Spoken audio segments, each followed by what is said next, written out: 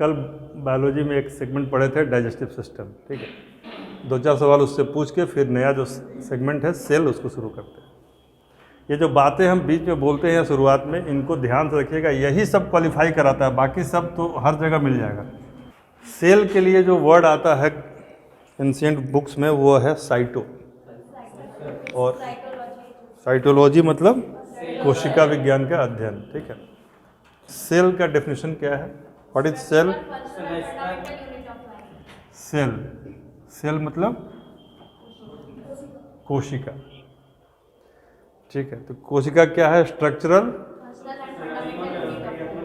Very good. तो इसको उदाहरण, अच्छा इसके अंदर सेल है कि नहीं? तो परिभाषा आपका अधूरा है ना। जब इसके अंदर सेल नहीं है तो परिभाषा अधूरा है। परिभाषा के बारे में मैंने कहा है, परिभाषा का मतलब है वो पूरी तरह से कवर करना चाहिए। जिसको सींग हो उसको गाय कहते हैं, ठीक है, लेकिन सभी सींग वाले गाय नहीं ना होते हैं, यही चीज़ है। सब बायोलॉजिकल एक्शन होना चाहिए। There must be some sort of biological action involve in cell. Cell की बात करते हैं तो या तो पादप में होगा या फिर जंतु में होगा, यानी प्लांट में होगा या एनिमल में होगा, और वह बायोलॉजिकल एक्शन को इन्वॉल्व करता है। अब फिर से बोलिए डेफिनेशन ऑफ सेल है, which have some biological, life जो बोल दिया ना तो चल जाएगा, नहीं तो which have some biological actions. The study of cell is called, क्या बोलते हैं? साइटोलॉजी। इसमें कुछ ज़्यादा, पहली बार सेल को किसने देखा था? क्या देखे थे? पहली बार सेल कौन खोज किया था? कॉर्क में उन्होंने कैसा सेल देखा था? Dead cell. और पहली बार उन्होंने इसको नाम दिया सेल, रॉबर्ट हुक ने। किसने जिंदा देखा? लीवेनहॉक ने देखा। तुम बताओ स्पेलिंग लीवेनहॉक का। नहीं, तुम्हारे साथ हम टफ सवाल पूछते हैं। यही लोग से पूछते हैं बिल्ली कैसे बोलती है, और तुमसे पूछते घोड़ा कैसे चलता है, तो अंतर तो रहेगा ना, ठीक है। तुम बताओ, बहुत हंस रहे हो, कब खोज किए थे सेल का? 1665 में रॉबर्ट हुक ने, और लीवेनहॉक ने उनके कितने साल बाद? देखिए कल हम बताया था कि सेल के बहुत सारे सेल मिलकर क्या बनते हैं?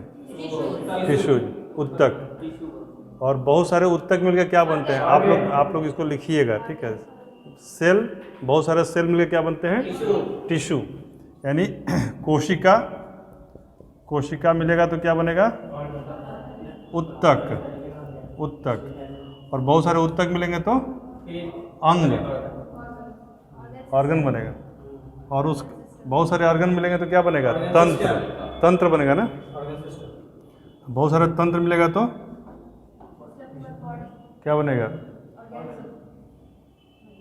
अब तो ऑर्गेनिज्म हो ही गया, अब क्या? बहुत सारे तंत्र मिलेंगे तो क्या बनेगा? सिंपल तो है, बॉडी। बॉडी बोलिए, शरीर। उत्तक के बाद अंग, ठीक है, ठीक है। अंग से छोटा उपांग होता है, जैसे ऑर्गेनेले जो इसको बोलते हैं, तो उपांग नहीं लिख रहे हैं, अंग से छोटा उपांग होता है, तो उपांग का कोई मतलब नहीं है, ठीक है। शरीर, बहुत सारे शरीर मिलते हैं तो क्या बनता है? समुदाय, कम्युनिटी। और बहुत सारी कम्युनिटी मिलती है तो जनसंख्या। और बहुत सारी जनसंख्याएं मिल जाती हैं तो इकोसिस्टम। क्या बात है, ये मेमोरी का हर बता रही हो? मेरा बताया हुआ है, ऐसा नहीं है, लेकिन फिर भी if you are memorising this in this critical way तो बहुत अच्छा है, यही चाहिए। क्यों चाहिए ऐसा पता है? क्योंकि अब निगेटिव मार्किंग आ गया है। 74 में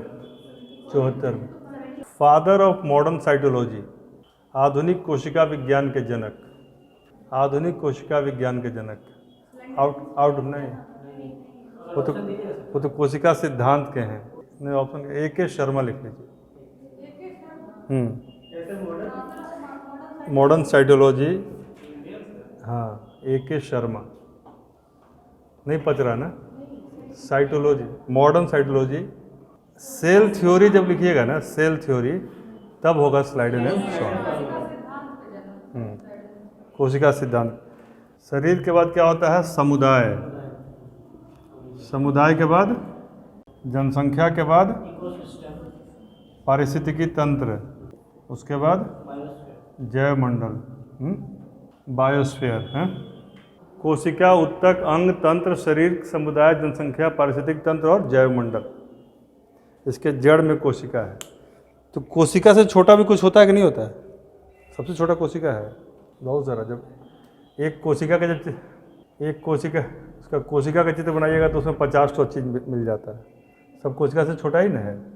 प्राइमरीली कोशिकाएं कितने प्रकार की होती हैं? कोशिकाएं दो तरीके की होती हैं, प्रोकैरियोटिक और यूकैरियोटिक। कोशिका दो है, चलिए, प्रोकैरियोटिक और यूकैरियोटिक। क्या अंतर है प्रोकैरियोटिक और यूकैरियोटिक? इसमें न्यूक्लियस होता है या नहीं होता है? एक में नहीं, मतलब आप एकदम क्लियरली बताइए। अदर को प्रो में नहीं होता, प्रो में नो। क्या होगा? प्रो में नो, प्रो में नहीं। कोशिकाओं में केंद्रक कला यानी न्यूक्लियर मेम्ब्रेन एब्सेंट होता है। देखिए, प्रोकैरियोटिक कोशिकाओं में केंद्रक कला अनुपस्थित होती है, उसी से होता है, तो इसलिए उसमें वो ऊपर का आवरण नहीं रहता है। इसको उदाहरण लिख लीजिए, केंद्रक कला अनुपस्थित होती है। वो रफली मान के चलिए कि वो नहीं होगा तो फिर आपका कोई न्यूक्लियस डिफाइंड नहीं होगा। मान लीजिए एक चीज़ है और उसमें केंद्रक कला नहीं है, तो क्या है, सब चीज़ उसी सेंटर, तो ऐसे ही हो गया। तो इससे क्या होता है कि ये समझिए ना कि जैसे मान लीजिए एक ऐसे कोई सिस्टम है, अब इसमें सबके लिए अलग अलग, एक घर में कई कमरे होते हैं ना, तो उसी तरह की बात है। यह बाहर से क्या है, ये जो झिल्ली है, सेल मेम्ब्रेन, और इसके अंदर में जो चीज़ें हैं ना, ये सब अलग अलग कमरे हैं। तो बाहर से एक आवरण है और इन सब का भी एक आवरण, तब नहीं आपस में मिला जुला नहीं है। अदरवाइज क्या होगा, सब लोग देखिए हॉल है यहाँ पर, तो ज़्यादा बंटवारा नहीं है, तो सब एक दूसरे से मिल जाएगा। तो उसी तरीके से होता है। लिखिए कि इसके नहीं होने से नुकसान क्या होता है। लिखिए केंद्रक में, वही बता रहे हैं, केंद्रक में पाए जाने वाले पदार्थ प्रोकैरियोटिक में, कि इसमें केंद्रक कला अनुपस्थित होती है। Nuclear membrane is absent in prokaryotic. केंद्रक जो सेंटर को डिफाइन करे, उसमें एक झिल्ली होती है, मेम्ब्रेन मतलब झिल्ली, तो वो एब्सेंट रहता है। ठीक है, प्रोकैरियोटिक हिंदी में भी लिखते हैं। तो ड्यू टू डेट क्या होता है, due to absence of this substances, मतलब दिस मेम्ब्रेन, तो सेंटर में जो सब्सटेंस पाए जाते हैं कौन कौन से, लिखिए 3-4 चीज़ें हैं, प्रोटीन, डीएनए और आरएनए। इंग्लिश में लिखेंगे तो लिखिएगा कि due to absence of this membrane substances found in the nucleus like DNA, RNA and proteins keep floating in cytoplasm, यानी कोशिका द्रव्य में तैरते रहते हैं। कौन कौन? प्रोटीन, डीएनए और आरएनए इसी तरीके से पढ़ते हैं जैसे अभी पढ़ रहे हैं सीरियसली, लेकिन उसको ये संकल्प के साथ नहीं पढ़ते कि इसको दोबारा नहीं पढ़ना। हमने ज़्यादा बात बताया नहीं, मात्र 2 बात बताया, लेकिन यही दोनों याद रहेगा तो ज़िंदगी में कभी प्रोकैरियोटिक और यूकैरियोटिक जब आएगा तो आपको गेस करने की कैपेसिटी 4 गुना हो जाएगी। क्या 2 बातें बताई, दोनों लाइन बताइए अपने अपने तरीके से। सेंट्रोमियर, माइटोकॉन्ड्रिया, तो गोल्गी बॉडी से आपका कुछ विशेष लगाव था, उसको क्यों छोड़ दिए? तो जब 2 ही लाइन है तो उसका एक भी शब्द क्यों छोड़ रहे हैं? ठीक है, पहला लाइन क्या बोले थे, इसमें क्या क्या होता है आप बताइए। इसमें क्या होता है 3 चीज़ें और क्या नहीं होता है 3, मतलब प्रोकैरियोटिक में बैठ के बताइए। वेरी गुड, होता है किस में? हाँ, तो इसको बोलिए। क्या ना, बोलने से 5 जो आपके अवयव हैं किस चीज़ के, ज्ञानेंद्रिय हैं, तो बोलने से भी वो भी एक्साइटेड होता है। तो देख तो रहे ही हैं, बोल रहे हैं, सुन रहे हैं, तो सब आ जाएगा। लिखिएगा तो स्पर्श भी आ जाएगा। एक बार ऑनलाइन में प्रियंका आप बोल दीजिए, इसमें क्या क्या पाया जाता है और क्या क्या नहीं पाया जाता है। तारक का या सेंट्रोमियर, क्लियर है? हाँ ठीक है, बहुत अच्छा है, बहुत क्लियरली आपने बताया प्रेजेंट होता है। वेरी गुड, चलिए आगे बढ़िए। आगे बढ़ने से बोलते हैं father of modern biology, cell theory. Leeuwenhoek का खोज क्या था? रॉबर्ट हुक ने क्या खोजा था? Robert Hooke dead cell. Robert Hooke बोलिए, रॉबर्ट हुक बोलिए। रॉबर्ट हुक समझिए ना कि बगल में रहते हैं, तब याद है। रॉबर्ट हुक को मत समझिए कि विदेश का आदमी है जब 400 साल पहले। रॉबर्ट हुक किस चीज़ को खोजे थे? डेड सेल, मृत कोशिका। बोलिए बोलिए, अंजलि को नहीं, आपको बोल रहे। लीवेनहॉक क्या खोजे थे? ल्यूवेनहॉक। देखिए यहाँ बैठते समय एकदम यहीं पर रहिए, तभी याद होगा, कभी नहीं। जैसे इसके अंदर में आदत है थोड़ा सा साक्षी के अंदर कि यहाँ पढ़ते हुए सोचिए कि घर पे जाके कर लेंगे, ऐसा होता है ना, दिमाग में आता है ना कई बार। चलिए यूकैरियोटिक सेल लिखिए। इनमें विकसित केंद्रक होता है, developed nucleus with nuclear membrane. विकसित केंद्रक यानी developed nucleus with nuclear membrane पाया जाता है यूकैरियोटिक में। इसमें कोशिकांग भी पाए जाते हैं, कोशिकांग यानी ऑर्गेनेले विथ न्यूक्लियर मेम्ब्रेन। हाँ, केंद्रक कला सहित पूर्ण विकसित केंद्रक पाया जाता है। किसमें? यूकैरियोटिक में। वो थोड़ा मेहनत करें इन लोगों को देख के कि बाद में कितना मेहनत है, एक बच्चा भी संभालना है और तैयारी भी करनी है, तो आप लोग कम से कम उस दौर से तो बाहर हैं। तो इसमें क्या रहता है, यूकैरियोटिक में जो वहाँ विकसित नहीं था केंद्रक, यहाँ पर विकसित हो गया, और यहाँ पर केंद्रक कला यानी कि जो मेम्ब्रेन है वह भी विकसित है। वहाँ जो ऑर्गेनेले की बात किए थे, जो गोल्जी काय थे, वो सब ऑर्गेनेले हैं यानी कोशिकांग हैं, तो वो सारी चीज़ें भी यहाँ पर रहती हैं, प्रिमिटिव रहता है वो। हाँ, ये बहुत अच्छा सवाल है। आप लोग बताइए मनुष्य में कौन सा सेल होता है, यूकैरियोटिक या प्रोकैरियोटिक? देखे तो यही डिवीजन हो गया ना। देखिए जो नील हरित शैवाल है, ब्लू ग्रीन एल्गी, इसको छोड़कर लगभग सब में यूकैरियोटिक सेल रहता है, ठीक है ना। इसलिए ब्लू ग्रीन एल्गी जो है नील हरित शैवाल, उसको यहाँ से हटा, मतलब उसमें क्वालिटी वाइज तो होना यही चाहिए, लेकिन वो क्या होता है, प्रोकैरियोटिक होता है। यानी कि शैवाल एल्गी, ब्लू ग्रीन एल्गी छोड़ के बाकी एल्गी में भी यही होता है, केवल उसको छोड़ के बाकी सब में यही रहता है। लिखिए उच्च कोटि के पौधे, उच्च कोटि के जंतु और क्या कहें बाकी शैवाल, तीन चीज़ लिखिए। उच्च कोटि के पौधे, इंग्लिश में लिखिए multicellular plant except blue green algae all algaes. क्यों?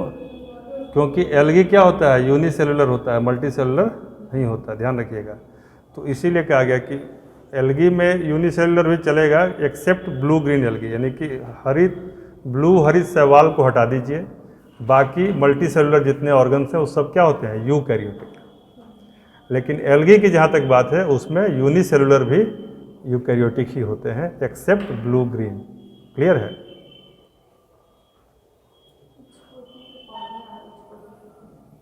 उच्च कोटि मतलब मल्टी सेलुलर, यानी जैसे बहुकोशिकीय।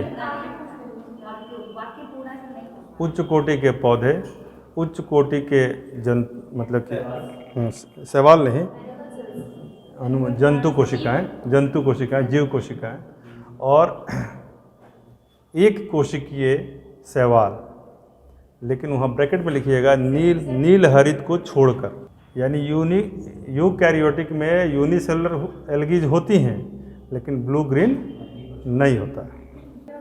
एक कोशिकीय शैवाल भी यूकैरियोटिक होते हैं एक्सेप्ट ब्लू ग्रीन, यानी नील हरित शैवाल को छोड़कर। देखिए टिश्यू सेल से आगे बढ़िए।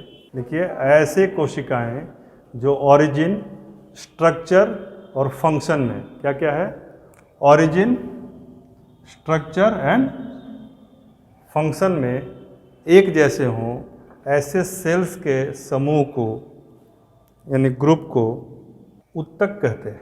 हिंदी में लिखेंगे तो क्या लिखेंगे, कोशिकाओं का ऐसा समूह जो उत्पत्ति, संरचना और कार्य में एक जैसा हो। उत्पत्ति, संरचना और कार्य में एक जैसा हो, क्या कहलाता है, उत्तक कहलाता है। इसका खोज कौन किया था? वेरी गुड, कौन बोला? यदि इतनी मेमोरी है तो बहुत अच्छी बात है। किसने आप बताइए? कल याद किया, ठीक ना है? तो कल बोले ही थे कि सेल पढ़ाएंगे, तो अच्छा ना है। बिशट बोलते हैं इनको। स्टडी ऑफ टिश्यू को क्या बोलते हैं? हिस्टोलॉजी। Very good. लेकिन हिंदी में क्या बोलते हैं? हिंदी वाले बताएंगे।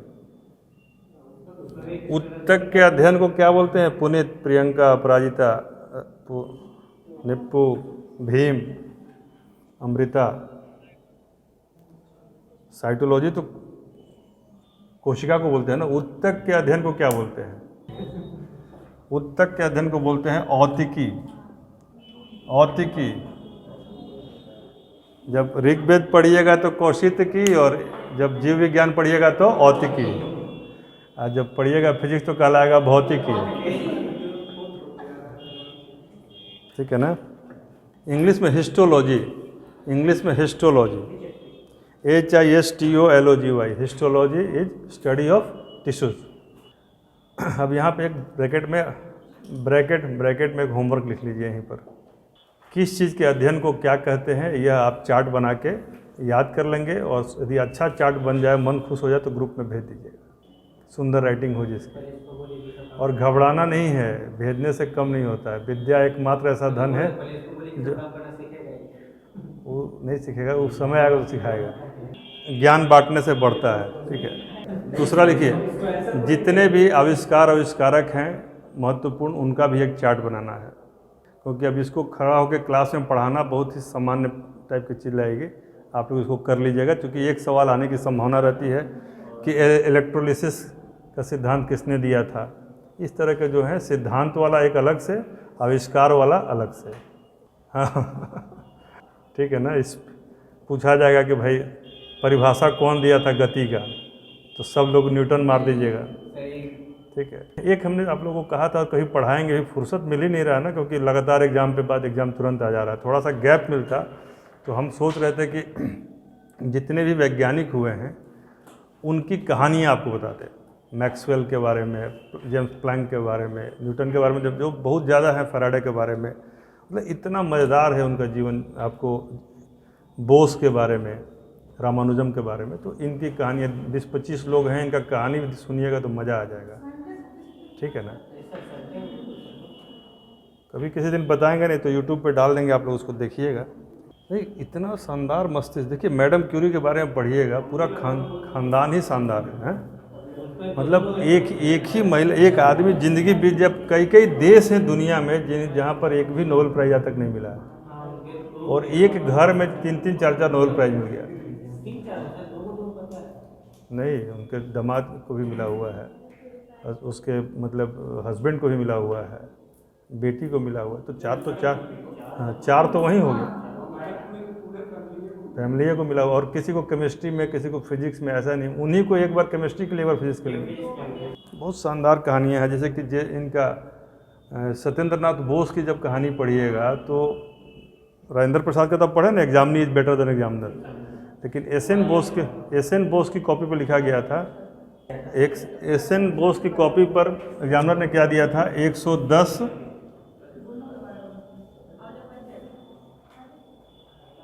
यह एकमात्र आदमी है धरती पर जिनकी कॉपी पर 100 में 110 नंबर दिया गया था, 100 में 110। अब दुनिया सबसे बड़ा वैज्ञानिक मानती है किसको? आइंस्टीन को।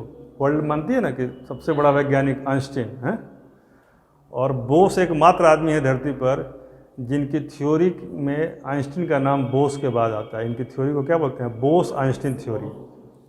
यानी primarily that theory was derived by mister Bose, लेकिन उनके चूँकि रिसर्च गाइड थे आइंस्टीन, तो उन्होंने उनका सम्मान रखने के लिए उसमें नाम लगा दिया।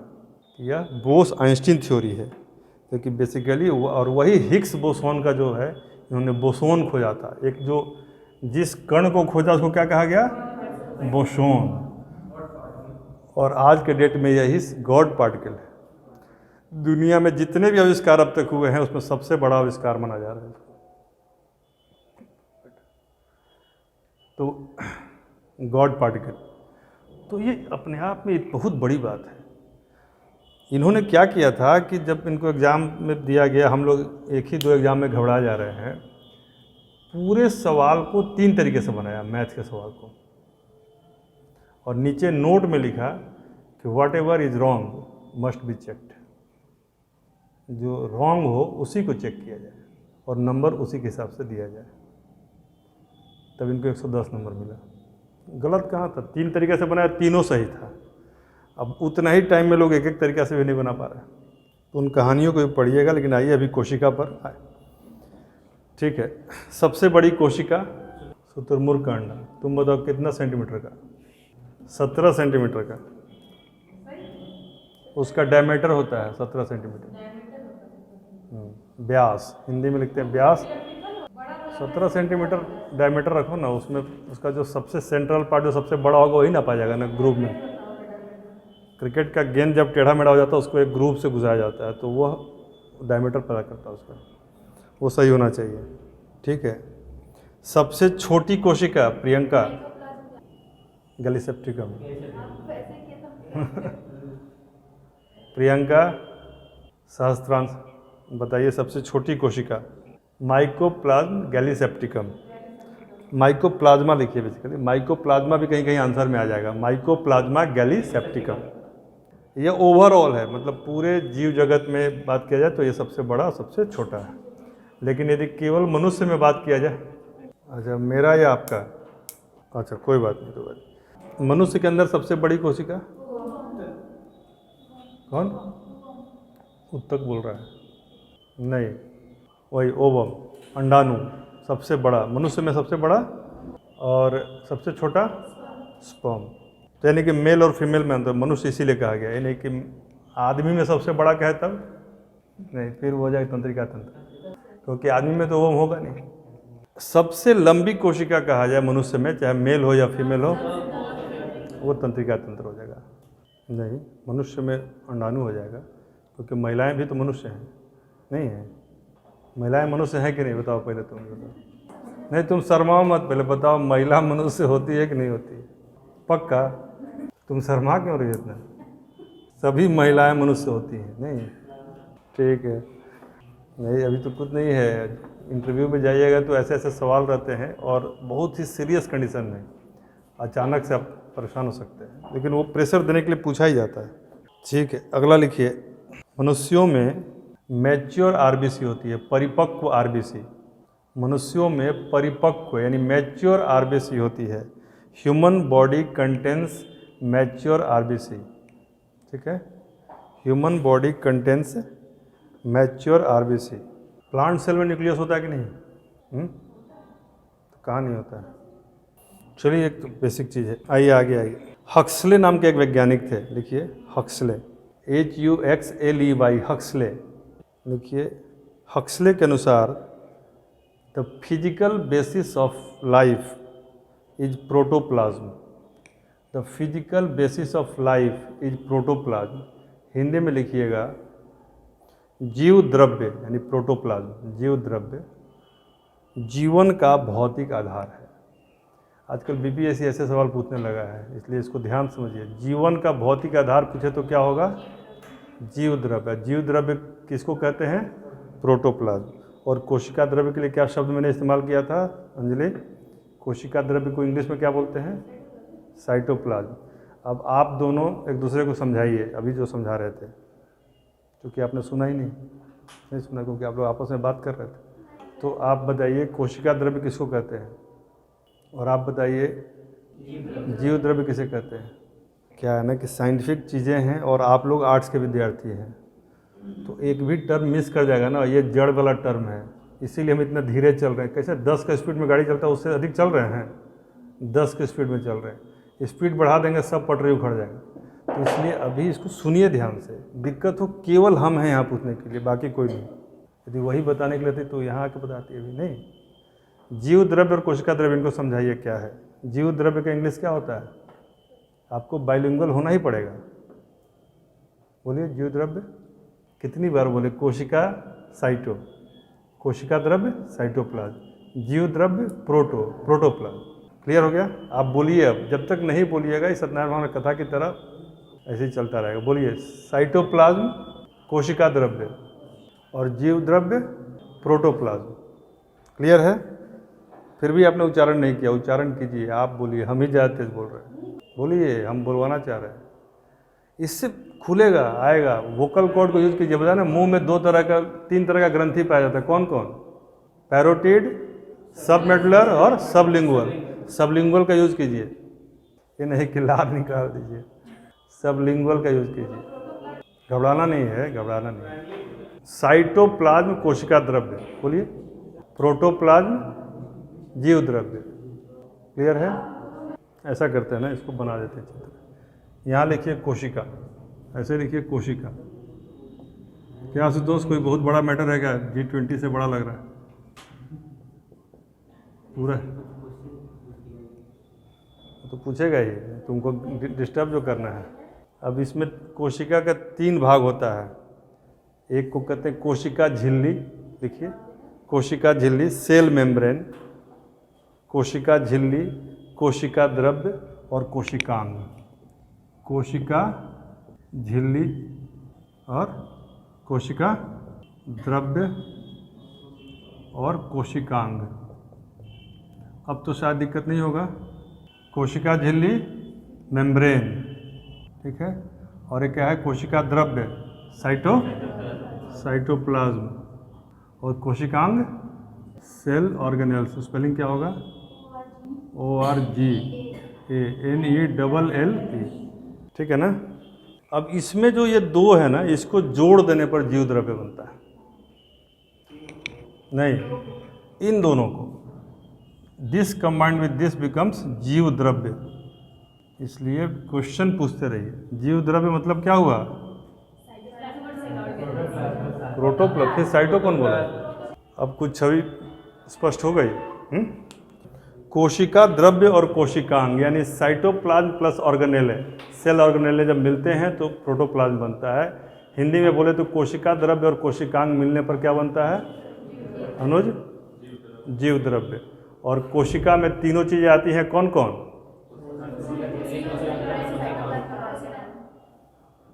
आप लोग समझ में आ रहा है? हम यहाँ नहीं मिलाना, ध्वनि मत से प्रस्ताव पारित नहीं करना है, वेतन वृद्धि वाला मसला नहीं है, ठीक है ना। लीजिए हमको आधा घंटा लेट हो रहा है ना, हम कितनी बार बोलेंगे कि आप लोग उस पर अभयारण्य ख़त्म कर लीजिए। उस बीच में हो गया ख़त्म, अभयारण्य ख़त्म हो गया, उसका मुहूर्त निकलेगा अलग से, याद है? 15 उसी में से नहीं पूछेगा तब। चलिए आप बताइए, प्रोटोप्लाज्म का खोज किसने किया था? बहुत ही फेमस नाम है, पुरकिंजे, ठीक है। अब तुम बताओ आशुतोष, तुम तो दूसरा का पुरकिंजे में 4 बार रिपीट कर दिए। साइट मतलब प्रोटोप्लाज्म, या गलत ही लोग बताया जो आंसर दिया, नाम दिए थे जीव द्रव्य को। जीव द्रव्य नाम किसने दिया? तो दैट इज पुरकिंजे। हाँ, अब इसको क्लियर हुआ। खोज किया डुजार्डिन, नाम दिया पुरकिंजे। किस चीज़ का? इसका। इसको खोजा किसने? डुजार्डिन। क्या नाम था? डुजार्डिन, सॉरी नाम ऊपर चला गया। और इसको नाम दिया पुरकिंजे ने। नाम देते थे तो नाम कैसे देते थे? नहीं, दिस साइट ऑफ स्ट्रक्चर इस तरह का बोल के अपना छोड़ दिया, तो वो आया तो बोला कि वो actually that can be name like this, इस तरह का बात है, कोई इशू नहीं। नाम क्या बोलिए? अभी जक्कनपुर का ही नाम था संघमित्रापुर। महेंद्रू से महेंद्र गए श्रीलंका और मित्रपुर से संघमित्रा गई श्रीलंका, इस रास्ते से। तो मित्रापुर जो है मीठापुर हो गया। लोग सोचते हैं कि यहाँ मीठा का मंडी होगा इसलिए मीठापुर होगा। तो भ्रम का क्या है, पालते रहिए, ज्ञान रहेगा तो भ्रम दूर हो जाएगा। नहीं है तो हम लोग ऐतिहासिक जगह पे पढ़ रहे हैं, हम लोग मीठापुर समझता है इसको। जीवन का रासायनिक आधार किस चीज़ को कहते हैं? भौतिक आधार। हमने भौतिक का, जीवन का भौतिक आधार जीव द्रव्य, रासायनिक आधार हमें। अलीशा बताइए। Chemical basis of life is nothing but gene. Chemical basis of life is nothing but gene, GENE, that is, कहीं कहीं DNA भी लिख सकता है, घबराना नहीं है, ठीक है ना। Both are used in similar senses. Chemical basis, रासायनिक आधार, जीवन का रासायनिक आधार। परेशान नहीं होना है, लिख लेना उसको। देखिए जो चीज़ समझ में आए ठीक है, नहीं समझ में आए रट जाइए। रटना भी एक बहुत बढ़िया समझ है, कम से कम गलती तो नहीं होगा। तो 2 क्वेश्चन हो गया, जीवन का भौतिक आधार और रासायनिक आधार जी। कोशिका के 3 अंग कौन कौन से हैं बेसिकली? ठीक है, सेल ऑर्गेनेल लिखिए, सेल ऑर्गेनेल यानी कोशिकांग। जैसे एक बैग में बहुत सारे अंदर पैकेट्स होते हैं ना, वैसी कोशिका एक बैग है और उसके अंदर बहुत सारे पैकेट्स, उनको क्या बोलते हैं? सेल ऑर्गेनेल्स यानी कि कोशिकांग। इसमें पहले का नाम है राइबोसोम, लिखिए राइबोसोम, पहला कोशिकांग है राइबोसोम। दूसरा कोशिकांग है रिक्तिका यानी वैक्यूल, VACUOLE,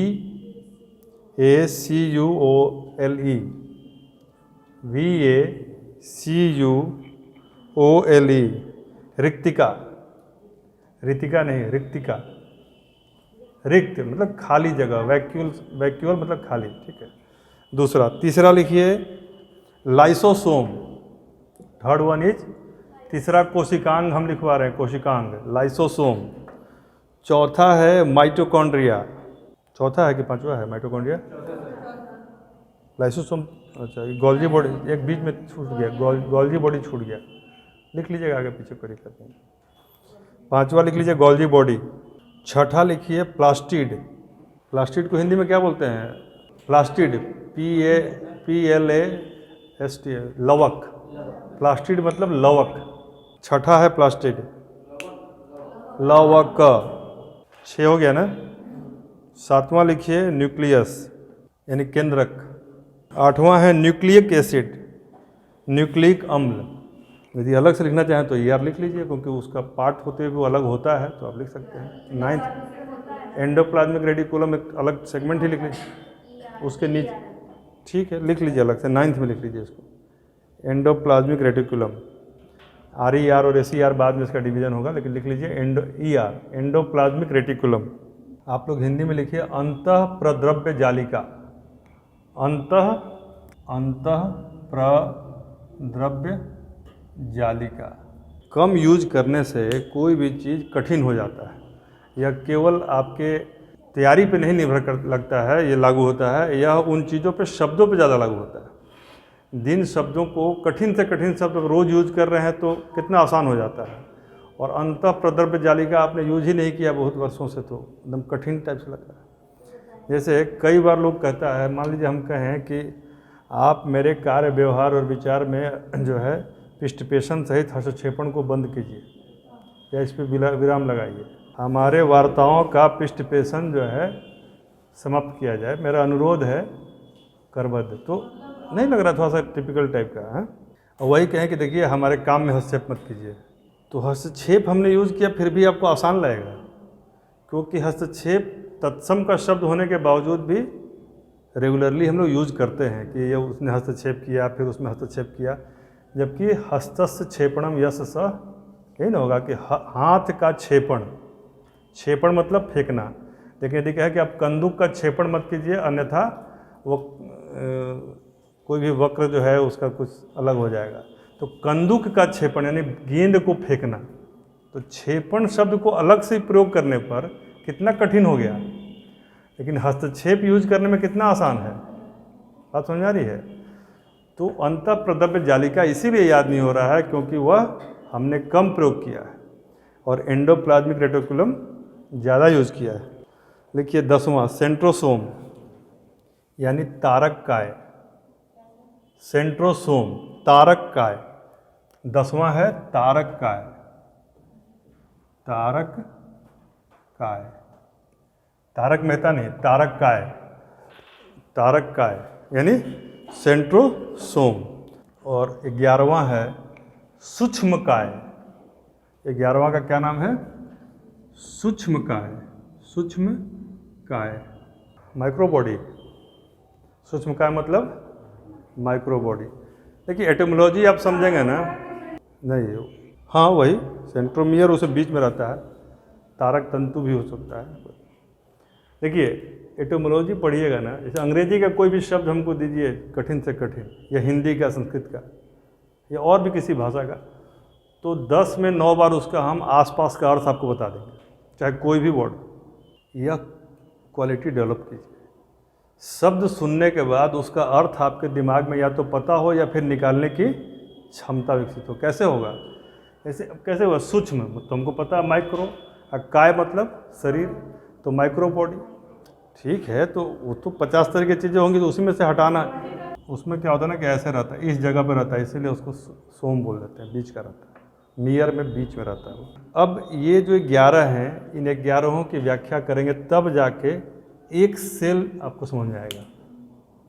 लेकिन ये तभी बताएंगे जब आप अभी के अभी 11 का नाम कॉपी पलट के बता देंगे।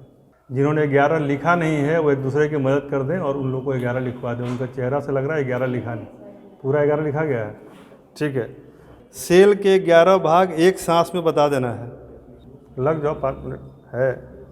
एशिया का पहला DNA बैंक कहाँ है? लखनऊ में। पीटी में सब सवाल आता है। नहीं दो थोड़ा टाइम ले लो, बताना पूरा, बीच में मिस मत करना। पहाड़ा नहीं है कि फिर दो का दो, कोई दिक्कत नहीं। ये 11 चीज़ों का फंक्शन यदि आप कल बता देंगे आपको, और 11 चीज़ों का फंक्शन यदि आप समझ जाते हैं तो मान के चलिए कि 2 सवाल किसी भी परीक्षा में बड़े से बड़े छोटे छोटे में आपका कन्फर्म हो गया। अब सब पे 4-4 लाइन लिखवाएंगे आपको कल। कितना कितना लाइन? 4 लाइन, जिसमें खोजकर्ता महत्वपूर्ण, उसमें खोजकर्ता लिखवा देंगे, फिर उसके 2-3 काम लिखवा देंगे। फिर यदि उसका कोई विभाग है, जैसे कि मान लीजिए RNA, DNA, mRNA, DNA सब करके उसका विभाग हो, वो बता देंगे आपको। मुश्किल से ये 11 है और 44 पेज, 44 लाइन, 45 लाइन, 50 लाइन के अंदर में ये पूरा कवर हो जाएगा। और ऐसा कवर होगा कि हमेशा के लिए याद रहेगा। लेकिन जाने से पहले थोड़ा सा रिवीजन कर लीजिए। सेल का परिभाषा बताइए कोई एक आदमी, कौन धारी का? हमको लगा सीधारी का।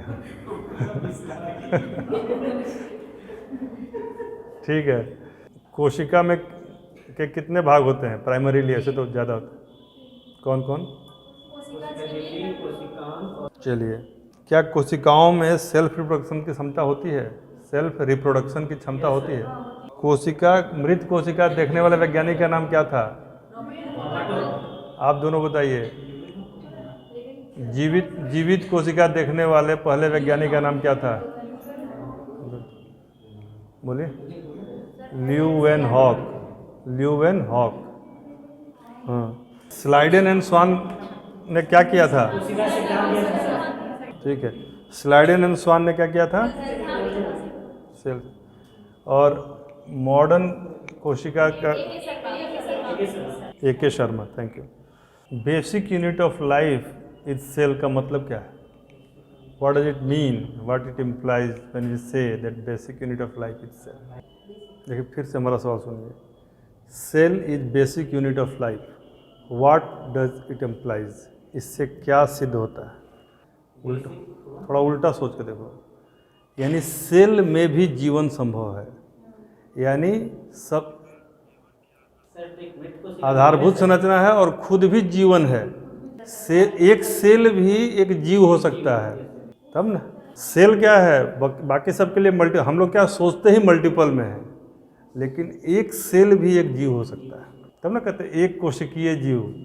तो plant is basic unit of life, वो तो है ही, लेकिन उसका उल्टा क्या हो जाएगा? Life can be within a cell also. Life can be within a cell also, that is called basic unit of life.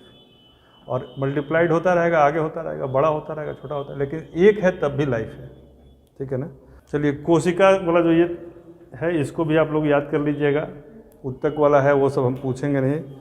Prokaryotic और यूकैरियोटिक में अंतर बता दीजिए, क्योंकि बार बार पूछने जाता है और बार बार गलतियाँ होती हैं।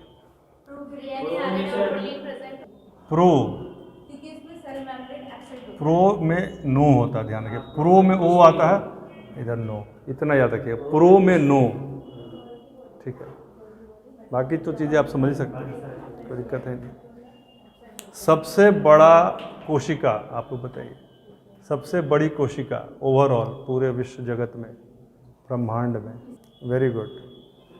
चलिए, क्लास खत्म होते होते तक आपका जवाब आना शुरू हो गया कम से कम। सबसे छोटी कोशिका, इसका पूरा नाम बताओ। सबसे छोटी कोशिका का नाम बहुत बड़ा है, बोलिए। गैलीसेप्टिकम। ठीक है, वेरी गुड। ऑनलाइन तो ठीक जा रहा है। टिश्यू को खोजा था बिशट ने, BICHAT। और आपने क्या बताया? प्रोटोप्लाज्म किसने खोजा, किसने नाम दिया? प्रियंका बताइए आप, किसने खोजा, किसने नाम दिया? अभी घर जाके कोई एक आदमी पूरा सेल का एक फ़ोटो बना के, जैसे आप लोग 9th 10th में बनाए होंगे, खूब बढ़िया से उसका नाम लेकर ग्रुप में डाल दीजिए। फ़ोटो खींच के नहीं, इंटरनेट पे खूब है, ठीक है ना, बनाकर। ठीक है। और आप क्या बनाइएगा? जीभ में किस पार्ट से कौन सा टेस्ट मिलता है, लिख लीजिए। जीभ का चित्र हर क्लास में हम बनवाते हैं एक बार किसी न किसी से। जीभ के स्वीट और सार का जो टेस्ट आता है वो किस पार्ट से आता है, उसको कलरफुल तरीके से बना के ग्रुप में डाल दीजिएगा। और आप लोग में से जो भी अच्छे राइटिंग लिख सकते हैं वो क्या बनाएंगे? सेल का। आप भी बना दीजिएगा, और आप ऑनलाइन में से भी कोई ना कोई बना दीजिएगा। सेल में क्या क्या होता है, सेल वाल बना के और अंदर में सारी चीज़ें और बहुत अच्छे से मार्क करके ग्रुप में डाल दीजिएगा। ठीक है, चलिए इतना काफ़ी है। सबसे लंबी कोशिका कौन सी होती है? ठीक है। अच्छा, एक दो चीज़ और बता देते हैं, फिर कल याद नहीं रहेगा क्योंकि कल हम चल जाएंगे उसके डिटेल्स में। जैसे सबसे अधिक सेल डिवीजन किस में होता है तेज़ी से? ब्रेन में सेल डिवीजन होता ही नहीं है। हाँ, सबसे अधिक लीवर में होता है। ठीक है, थैंक यू। ओके।